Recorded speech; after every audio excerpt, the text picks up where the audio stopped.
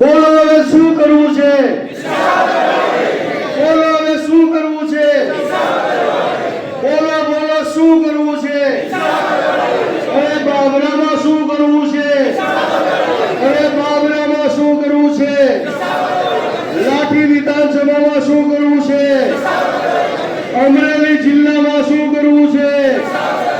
અમરેલી જિલ્લામાં શું કરવું છે? સમગ્ર ગુજરાતમાં શું કરવું છે?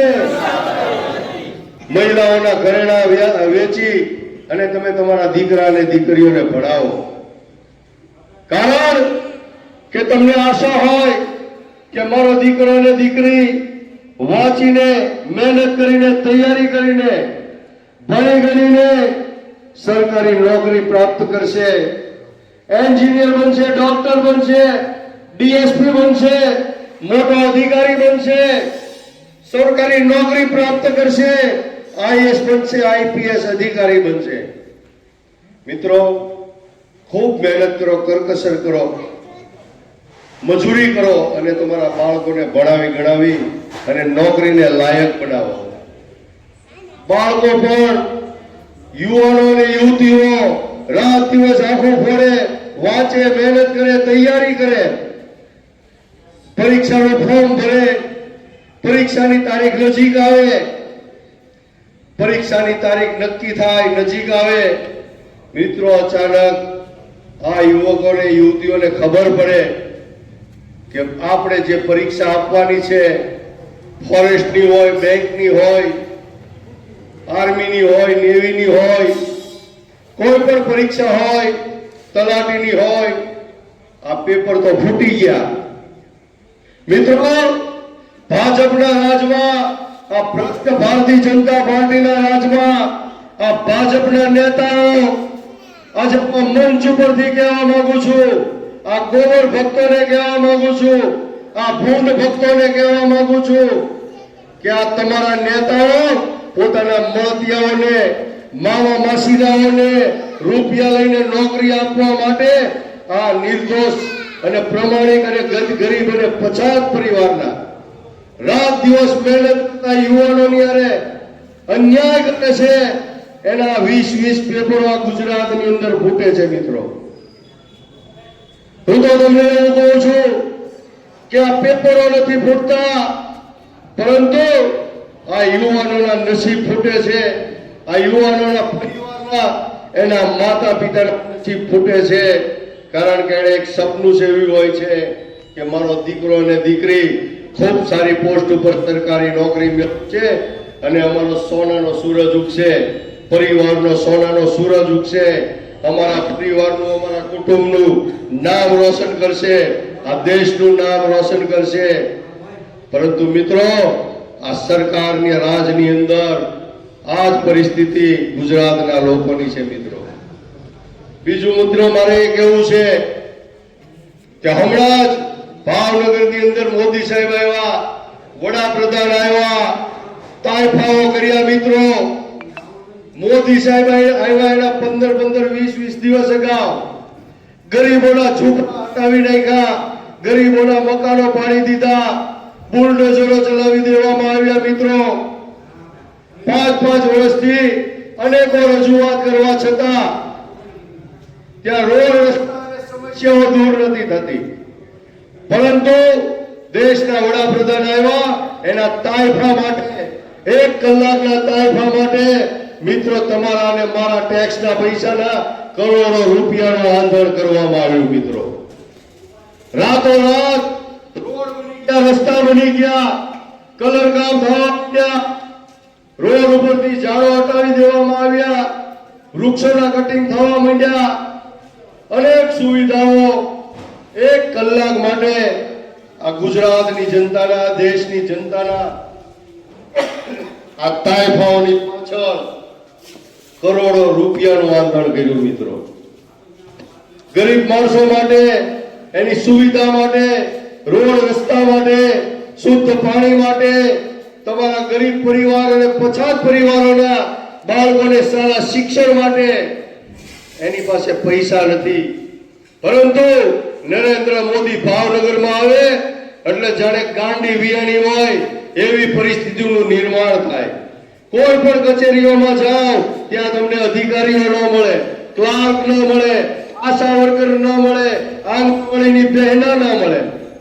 મિત્રો એ તો ઠીક છે, પરંતુ 1500 બસ આ તાઇફાઓ કરવા માટે, આ ગામડે ગામડેથી માણસોને લાવવા માટે, ગામડે ગામડેથી માણસોને ભેગા કરવા માટે, આ તાઇફાઓ સાંભળવા માટે, પરાણે લોકોને ખેંચી લાવવા માટે 1500 બસ કલાકનો તાઇફો. મિત્રો ખોટા વચનો, ખોટા ભાષણો, પોકળ વચનો આપવા માટે, હજારો લાખો માણસોને ભેગા કરવા માટે તમારે ને મારા ટેક્સના પૈસાના કરોડો રૂપિયાનું 1 કલાકમાં આંદોલન કરીને મોદી સાહેબ વિયાઈ ગયા. મિત્રો તમારા ઉપર મોંઘો ટેક્સ ઠોકે.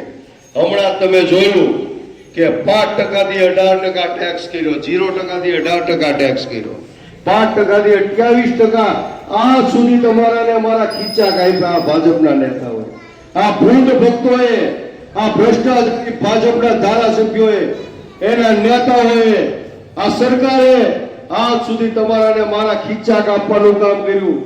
અને ચૂંટણી નજીક આવી, જ્યારે એને ખબર પડી કે હવે આપણું અસ્તિત્વ જોખમમાં છે, ગુજરાતની જનતાનો હાથમાં જાગી ગયો છે, ત્યારે મિત્રો આવા નાટકો ચાલુ કર્યા, આવા તાઇફાઓ ચાલુ કર્યા. તમારા ને મારા ટેક્સના પૈસે કરોડો રૂપિયામાં આખા ગુજરાતની અંદર મોટા મોટા હોર્ડિંગ્સ માર્યા કે જીએસટી ઘટાડ્યો, જીએસટી ઘટાડ્યો, જીએસટી ના દર ઘટાડ્યા. પણ આજ સુધી તમે ખીચા ગામના કાપ્યા એનું હું. મિત્રો આ પરિસ્થિતિ ગુજરાતની અંદર ગુજરાતની જનતાની છે. મિત્રો તમારા ને મારા દીકરાઓને ગમે એટલું ભણાવો, પેટે પાટા બાંધીને ભણાવો, પરંતુ નોકરીનો કોઈ સ્કોપ નથી, વિકલ્પ નથી. આજે ગુજરાતના, ભારત દેશના યુવાનો ભણી ગણીને એક વિકલ્પ શોધવા માટે વિદેશ જવા માટે મજબૂર બન્યા છે. મિત્રો વિદેશ જઈને પોતે નોકરીની તલાશ કરે છે, ભણવા માટે વિદેશ જાય છે. એને ખબર છે કે આયા બધું ખતમ થઈ ગયું છે, પૂરું થઈ ગયું છે. આયા માત્ર ને માત્ર ભારતીય જનતા પાર્ટીના નેતાઓ સાહેબે હમણાં કીધું એમ કે 10 વર્ષ પહેલા, 15 વર્ષ પહેલા બીડીના ઠૂઠા વીણીને ગોતીને પીતા હોય, કોઠિયા સાયકલ લઈને ફરતા હોય, લ્યુના લઈને ફરતા હોય, તૂટલા ફૂટલા બાઇક લઈને ફરતા હોય, એને એમ લાગે કે માલામાલ થવું છે, પૈસાદાર થવું છે, એટલે ભારતીય જનતા પાર્ટીનો કેસ પહેરી લે. મિત્રો આમ આદમી પાર્ટીની હું તમને વાત કરું, એક એક નેતાને તમે જુઓ, એક એક ચહેરાને જુઓ, ઈશુદારભાઈ ગઢવીને જુઓ, ગોપાલભાઈ ઇટાલિયાને જુઓ, ચેતરભાઈ વસાવાને જુઓ, હેમંતભાઈ ખવાને જુઓ, રાજુભાઈ કરપડાને જુઓ, મનોજભાઈ સોરઠિયાને જુઓ, એક એક નેતાને તમે જુઓ, ભણેલા ગણેલા બુદ્ધિજીવી, લોકોના પ્રશ્ન માટે પોતે હર હંમેશ મેદાનમાં આવીને લડતા હોય, લોકોની ચિંતા કરતા હોય, યુવાનોનો, મહિલાઓનો, વેપારી વર્ગનો, ખેડૂતોનો, માલધારીઓનો, પશુપાલકોનો, રત્ન કલાકારોનો, તમામ લોકોનો અવાજ બનીને આ આમ આદમી પાર્ટીના નેતાઓ હર હંમેશ રાત અને દિવસ તમારા માટે છાતી ઉપર ગોળીઓ ખાવા માટે તૈયાર છે. એની સામે તમે ભાજપના નેતાઓ જુઓ, એક પણ નેતા તમને એવો જોવા ન મળે કે તમે એને પ્રમાણિકતાનું સર્ટિફિકેટ આપી શકો, નિષ્ઠાનું સર્ટિફિકેટ આપી શકો. મિત્રો 90% નેતાઓ ગુંડા, લુખ્ખા ને લફંગાઓ ભર્યા છે. મિત્રો બુટલેગરો જુઓ, ભૂમાફિયાઓ જુઓ, ખનીજ માફિયાઓ જુઓ, બળાત્કારીઓ જુઓ, જે જોવો એ બધા ભાજપની અંદર, ભાજપના ખેસ પહેરી અને ગુજરાતની અંદર આટા મારે છે. મિત્રો 30 વર્ષ સુધી ગુજરાતની જનતાને છેતરી, આ ભારત દેશની જનતાને છેતરી અને આ લોકો સત્તા સ્થાને બેઠા છે. મિત્રો એનો જીવતો જાગતો પુરાવો છે કે એ ગુજરાતની જનતાએ આ ભાજપ સરકારને 156 ધારાસભ્યો આપ્યા, પરંતુ મિત્રો આ સત્તા ભૂખ્યા વરુઓ એને એટલાથી સંતોષ નહોતો તો કોંગ્રેસના બીજા 8-10 ધારાસભ્યો વેચાતા લઈ દીધા. કોઈ પણ હિસાબે કોઈ પણ સંજોગોમાં મારી તોડીને રોડ રસ્તા ખતમ થઈ ગયા. અનેક સમસ્યાઓ, ખેડૂતો ત્રાહીમામ, મહિલાઓ ત્રાહીમામ, વેપારીઓ ત્રાહીમામ, ઉદ્યોગો બધા ખતમ થઈ ગયા. છતાં ભાજપ કેમ સત્તા ઉપર ટકી રહ્યા છે? આ ભારતીય જનતા પાર્ટીના નેતાઓ, એના ઉપરના નેતાઓ મિત્રો ગુજરાતની જનતાને ડરાવી ધમકાવી, ડરાવવાની રાજનીતિ કરે, ધમકાવવાની રાજનીતિ કરે. તમારા હારે અન્યાય થાય, ખેડૂતો હારે અન્યાય થાય, યુવાનો સાથે અન્યાય થાય, તમે રજૂઆતો કરવા જાઓ, તમે તમારો હક માંગવા જાઓ, ન્યાય માંગવા જાઓ એટલે મિત્રો પોલીસને આગળ કરે. પોલીસ તમને દંડા મારે, ધોકા મારે, ટીંગા ટોળી કરીને ગાડીમાં નાખી અને તમને લોકઅપમાં ઘાલી દે, તમારા ઉપર ખોટા કેસો ઠોકે. મિત્રો આ નીતિ ભારતીય જનતા પાર્ટીની છે મિત્રો. પરંતુ હવે સમગ્ર ગુજરાતની જનતાનો આત્મા જાગી ગયો છે મિત્રો. મિત્રો ગાંધી અને સરદારનું ગુજરાત છે. ગુજરાતની અંદર દારૂ ઉપર પ્રતિબંધ છે કે નહીં? દારૂ ઉપર પ્રતિબંધ કેટલાને ખબર છે? હાથ ઊંચો કરો. તમને બધાને ખબર છે કે ગુજરાતની અંદર દારૂ ઉપર પ્રતિબંધ છે. દારૂ પીવા વાળાને 5 વર્ષની જોગવાઈ છે. દારૂ વેચવા વાળાને 10 વર્ષની સજાની જોગવાઈ છે. દારૂ બનાવવા વાળાને 15 વર્ષની સજાની જોગવાઈ છે. પરંતુ આ ભાજપના શાસનની અંદર મિત્રો આ તમામ કાયદાઓ બુટલેગરો માટે માત્ર ને માત્ર કાગળ ઉપર છે મિત્રો. મિત્રો મારે તમને આજે પૂછવું છે કે આ દારૂ બંધ કરાવવાની જવાબદારી કોની છે? આ દારૂ બંધ કરાવવાની જવાબદારી પોલીસની છે મિત્રો. ગુજરાતના પોલીસ ડિપાર્ટમેન્ટની છે. ગૃહમંત્રી હર્ષ સંઘવીની છે. મિત્રો ભારતીય જનતા પાર્ટીના નેતાઓ મંચ ઉપરથી, સ્ટેજ ઉપરથી પબ્લિકની વચ્ચે મોટા મોટા બળકા મારે છે, ફાકા ફોજદારીઓ કરે છે, ચમરબંધીઓને છોડવામાં નહીં આવે. કરે છે કે નહીં? હર્ષ સંઘવી ડાયલોગબાજી કરે છે કે કોઈ પણ ચમરબંધીઓને છોડવામાં નહીં આવે. મિત્રો જો ખરેખર એ લોકો ચમરબંધીઓને છોડે નહીં તો ગુજરાતના 80% પોલીસ અધિકારીઓ જેલ ભેગા થઈ જાય. કેટલા? 80% પોલીસ અધિકારીઓ જેલ ભેગા થઈ જાય. કારણ કે 80% પોલીસ અધિકારીઓ, ગુજરાતના 80% પોલીસ અધિકારીઓ બુટલેગરોની સાથે મિલી ભગતથી, એની મીઠી નજરથી ખૂણે ખૂણે, ખાચરે ખાચરે, ગલીએ ગલીએ, તાલુકે તાલુકે, ગામડે ગામડે કેમિકલ વાળો અને નકલી દારૂ વેચાય છે મિત્રો. આની અંદર પોલીસ અધિકારીઓ, ભાજપના નેતાઓ અને બુટલેગરો ભાગીદારીમાં ધંધાઓ કરે છે મિત્રો. પરિણામે ગામડાની અંદર, પછાત વિસ્તારની અંદર ગરીબ પરિવારના યુવાનો, પછાત પરિવારના યુવાનો આ કેમિકલ વાળો દારૂ, આ નકલી દારૂ પી પી અને નાની નાની ઉંમરમાં મોતને ભેટે છે મિત્રો. ગુજરાતની અંદર દર વર્ષે લાખો યુવાનો આ નકલી અને કેમિકલ વાળો દારૂ પી, દેશી દારૂ પી અને 25, 30 વર્ષની ઉંમરે કીડા અને મકોડાની જેમ મોતને ભેટે છે મિત્રો. મારે આજે હર્ષ સંઘવીને કહેવું છે, અમરેલી જિલ્લાના એસપી ને કહેવું છે, આ મંચ ઉપરથી કહેવું છે, આ ભાજપના ભૂંડ ભક્તોને, ગોબર ભક્તોને કહેવું છે કે ક્યાં ગઈ તમારા નેતાઓની સંવેદના? ક્યાં ગઈ તમારી સંવેદના?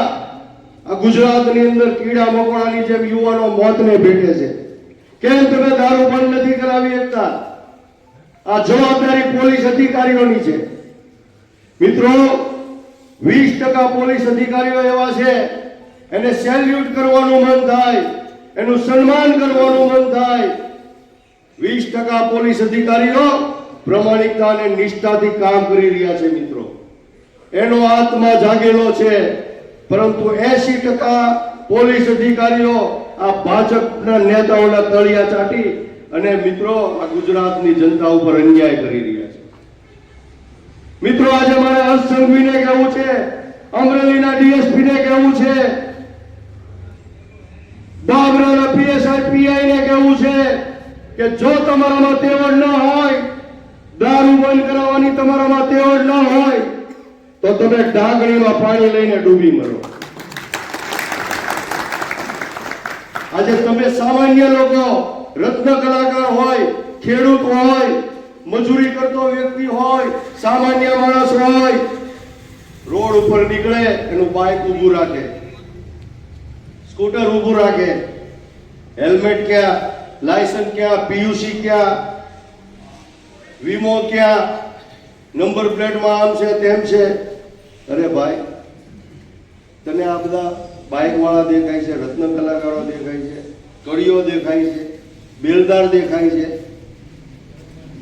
આવા 80% પોલીસ અધિકારીઓને હું કહેવા માંગુ છું કે તમારે આ બહાદુરી આયા નથી બતાવવાની.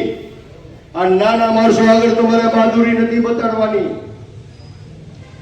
તમે પણ નિષ્ઠા અને પ્રમાણિકતાની કસમ ખાધી છે. તમે પણ વચન આપેલું છે જ્યારે તમે ડ્યુટી જોઈન કરી ત્યારે કે અમે પણ નિષ્ઠા અને પ્રમાણિકતાથી અમારી ફરજ નિભાવશું. પરંતુ મિત્રો, આ પોલીસ વાળાને બહાદુરી ક્યાં બતાડવી છે? આવા રત્ન કલાકારોને, કડિયાઓને, મજૂરોને એની પાસેથી 500 રૂપિયા દંડ લે, 1000 રૂપિયા દંડ લે, 2000 દંડ લે. પૈસા ન હોય તો ગાડી ડિટેન કરે અને કોઈ સામું બોલે તો ધોકા ઠોકે. તમારામાં તેવડ હોય તો આ ભૂમાફિયાઓ અને ખનીજ માફિયાઓને ધોકા ઠોકો, એના વરઘોડા કાઢો. આ પોલીસ અધિકારીઓને હું એ કહેવા માંગુ છું, તમારામાં તેવડ હોય તો આ દારૂના અડ્ડાઓ બંધ કરાવો. અમે તમારું સન્માન કરીએ. એક ફેરી છાતી ઠોકીને અમરેલીનો ડીએસપી કહી દે કે અમરેલી જિલ્લામાં એક પણ ખૂણાની અંદર બુટલેગર કે દારૂનો અડ્ડા બતાવી દો. મિત્રો, હું પોતે 2000 માણસોને લઈ અને આખી આમ આદમી પાર્ટી ડીએસપી નું સન્માન કરશે. મિત્રો, આ ગુજરાતનો યુવાધન આ રીતે ખતમ થાય છે, ખોખલું થાય છે, બરબાદ થાય છે. એની આ ભાજપના નેતાઓને ચિંતા નથી. માત્ર ને માત્ર એને તો એ ચિંતા છે કે આ પોલીસ વાળા અને આ બુટલેગરો મિલીભગતથી કમલમ સુધી જે હપ્તા પહોંચાડે છે, આ હપ્તામાંથી અમારા ઘર ભરાય, અમારા દીકરા અને દીકરીઓ વૈભવી જીવન જીવે. અમારા ઘરે 5-5, 6 મોંઘી દાટ 4 ગાડીઓ, મોટા મોટા બંગલા હોય, મોટા મોટા ફાર્મ હાઉસ હોય. માત્ર ને માત્ર આ લોકોને એમાં રસ છે.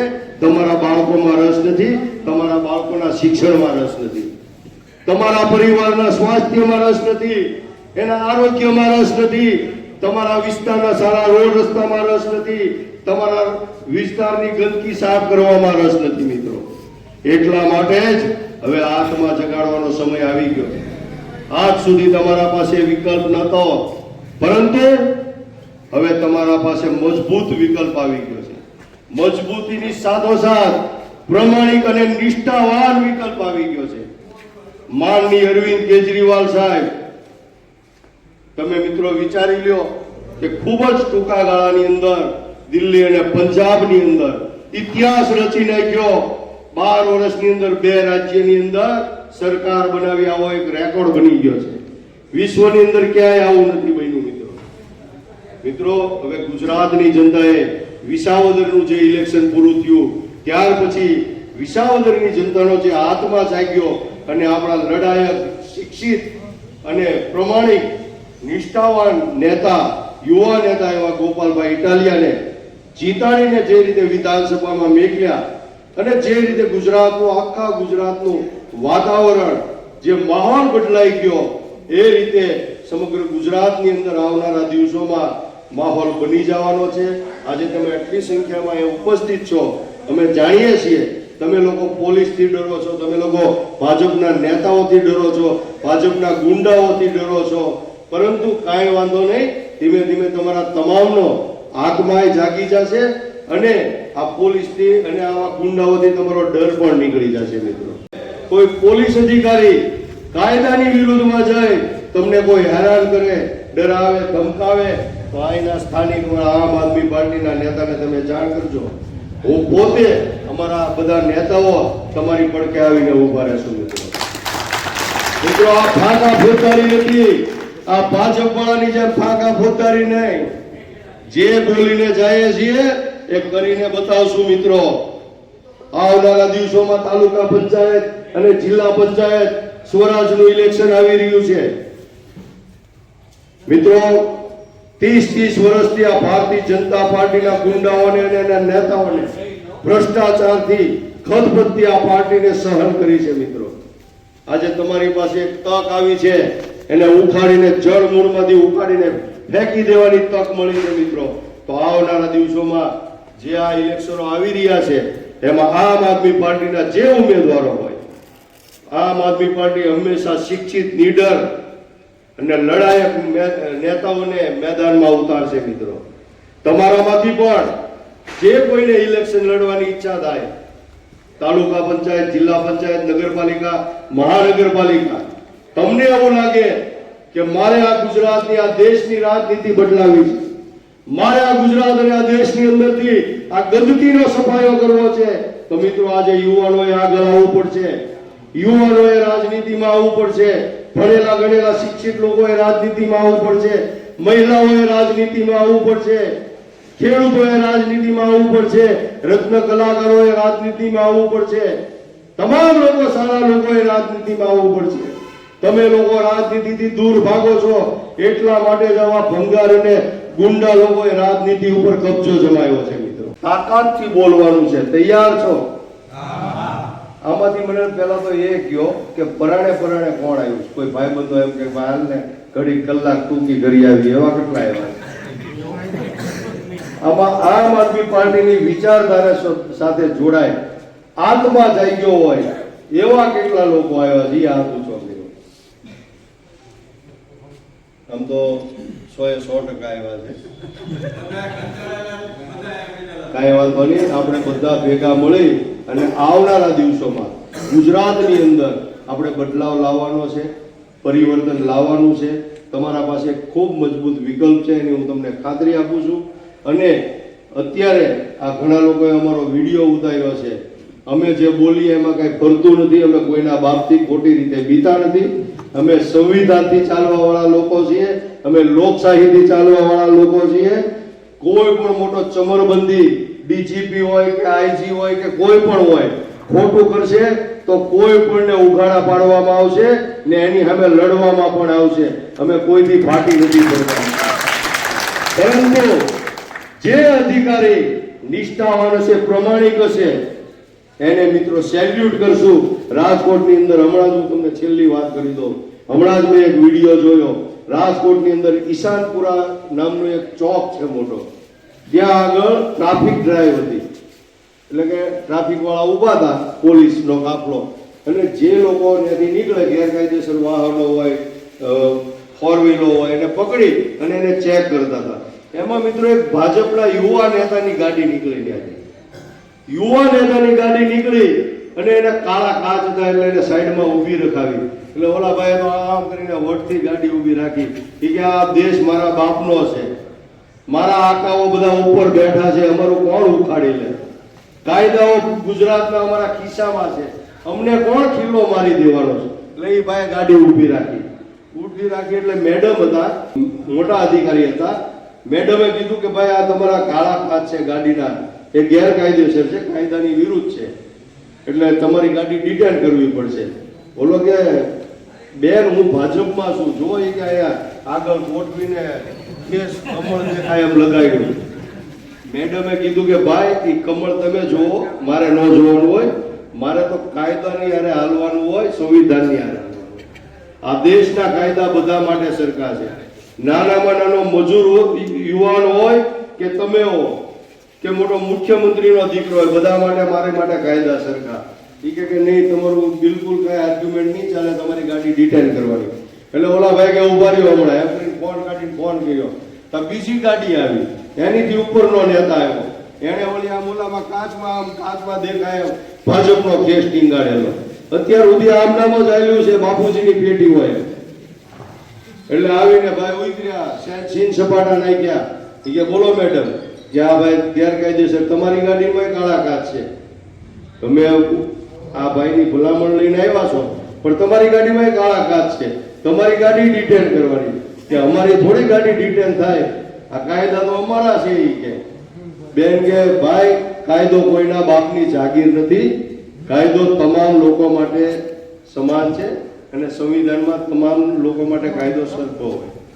કે નહીં કે તમે અમારી ગાડી ડિટેન કરી જ ન શકો, અહીંયા અમારું શાસન ચાલે. એટલે એણે મેયરને બોલાવ્યા, મહિલા મેયર છે રાજકોટની અંદર, એ આવ્યા. બેન અરે ઘણી બધી માથાકૂટ કરી, જીવાજોડી કરી, ચર્ચા કરી. મેડમ કે નહીં, કોઈનું નહીં ચાલે. આખો કાફલો ભાજપનો આવી ગયો, આખો કાફલો લગભગ 15-20 જણા આવી ગયા કેસ ફેરીને. એક ફેરી આ મેડમ માટે, પોલીસ અધિકારી માટે જોરદાર તાળીઓ થઈ જાય, જોરદાર તાળીઓ થઈ જાય. આવા અધિકારીઓને આ દેશને જરૂર છે, આવા અધિકારીઓને આ ગુજરાતને જરૂર છે, આવા અધિકારીઓને આ ગુજરાતની જનતાને જરૂર છે. મિત્રો, રાજુભાઈ સોલંકી નીકળ્યા હોય અને એને કાળા કાચ હોય તો રાજુભાઈ સોલંકીની ગાડી નહીં પણ અંદર ડિટેન કરવી પડે, એમાં કોઈનું ન હાલે.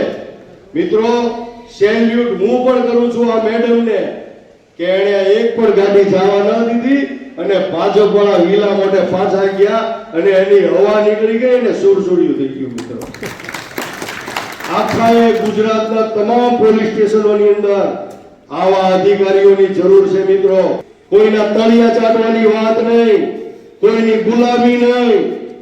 આવા અધિકારીઓ જેથી હશે ને તેથી મિત્રો આ ગુજરાત, આ ભારત દેશ છે ને એનો સોનાનો સૂરજ ઉગશે. મિત્રો, એટલે તો આની આ પરિસ્થિતિમાં આપણે મિત્રો હવે આપણે સૂત્રો બોલાવી લઈએ. હું એમ કહીશ કે આત્મા જગાડો, એટલે એક પણ વ્યક્તિ બાકી ન રહેવો જોવે અને બે હાથ ઊંચા થવા જોવે અને બોલવાનું છે કે ભાજપ ભગાડો. તૈયાર છો? આત્મા જગાડો, આત્મા જગાડો, આત્મા જગાડો. હું શપથ લઉં છું કે મારા પરિવાર અને ગુજરાતના સુવર્ણ ભવિષ્ય માટે આવતી દરેક ચૂંટણીમાં હું આમ આદમી પાર્ટી અને ઝાડુને મત આપીશ અને બીજા લોકોને અપાવીશ. બધાય સમજ છો? હું માનું છું કે આમ આદમી પાર્ટી એક ઈમાનદાર અને દેશભક્ત પાર્ટી છે અને હું ક્યારેય આમ આદમી પાર્ટીનો સાથ નથી છોડવાનો. બધાય સમજ છો? ભારત માતા કી જય!